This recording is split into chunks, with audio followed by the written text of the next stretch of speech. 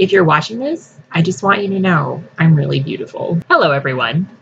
So I know I said in last week's video that this week I was going to start talking about the elements. In the process of editing last week's video, it became clear to me that it would be helpful to make a video talking about sidereal versus tropical astrology for a little bit. So this week's video, I'm going to talk about the difference between sidereal astrology and tropical astrology and why the difference is important. But first, alcohol.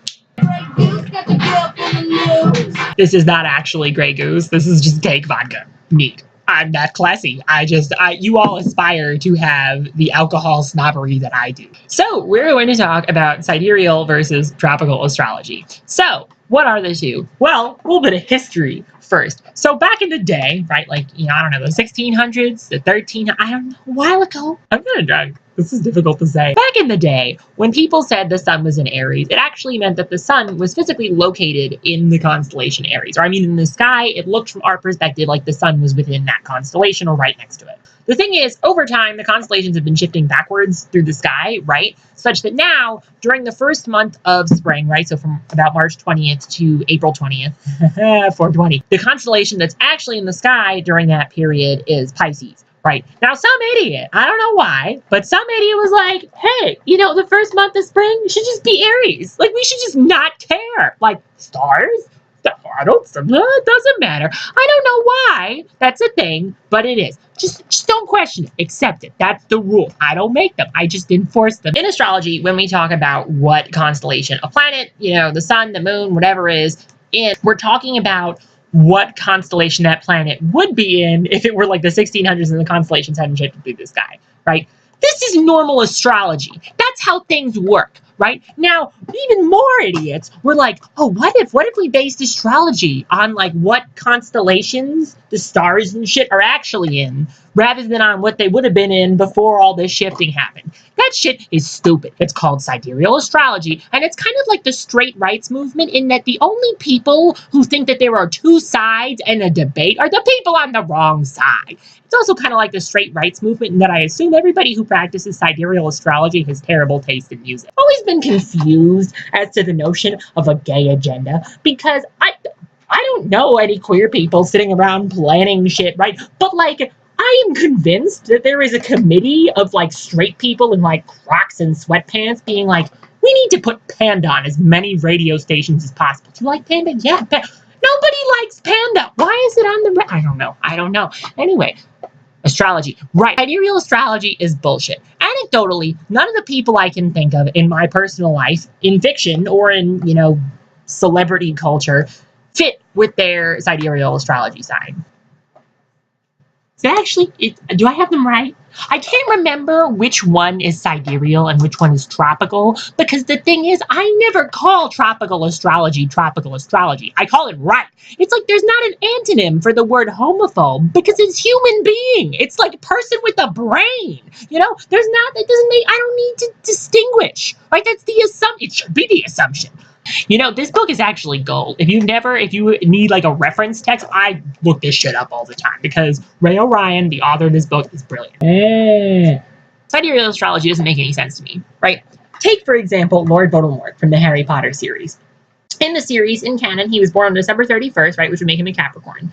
According to sidereal astrology, however, he would be a Sagittarius, which would mean he would be disorganized, happy-go-lucky, and argumentative about stupid shit. That's not him. By contrast, Capricorns are cynical, very focused on acquiring more wealth, more power, right, and have the reputation for being authoritarian figures.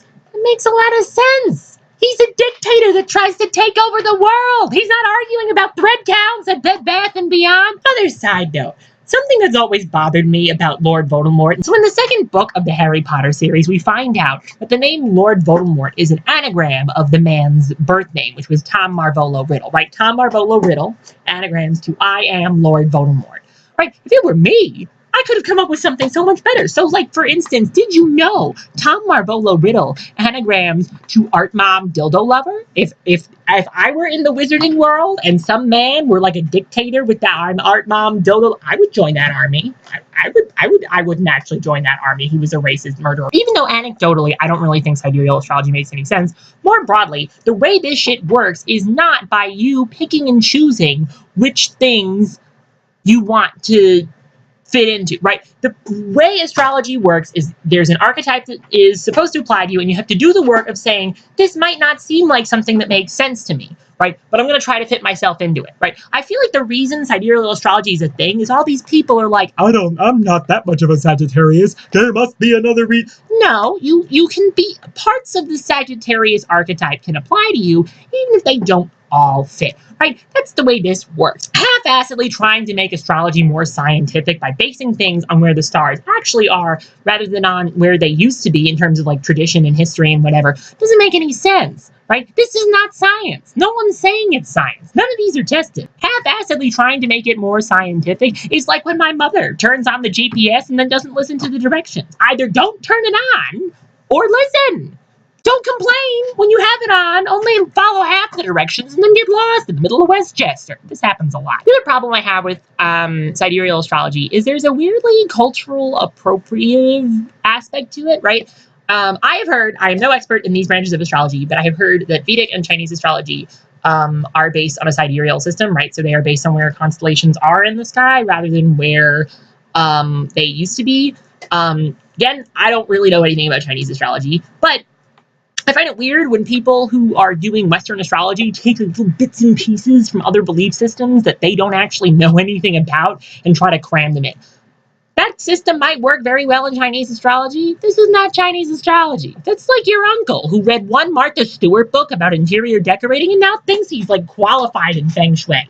You're not. You can't move a couch and call it magic. That's just not how it works. You're wrong. When people are talking about tropical or correct astrology, when they say that, for instance, Mars is in Gemini, what they mean is Mars is in a part of the sky that we have assigned to Gemini. The actual constellation that's in that part of the sky, I guess, would be Taurus at this point. Yeah, would be Taurus. Fun fact, the reason the age of Aquarius is a thing, right? Like there's this song, like, the coming of the age of Aquarius, is because the constellations are not done shifting, right? Right now, Pisces is in the sky during the first month of the astrological year, right? So from the first month of spring, the constellation Pisces is where the sun is, right? The age of Aquarius refers to the period of time during which Aquarius, the constellation, is in the part of the sky that we actually call Aries, right?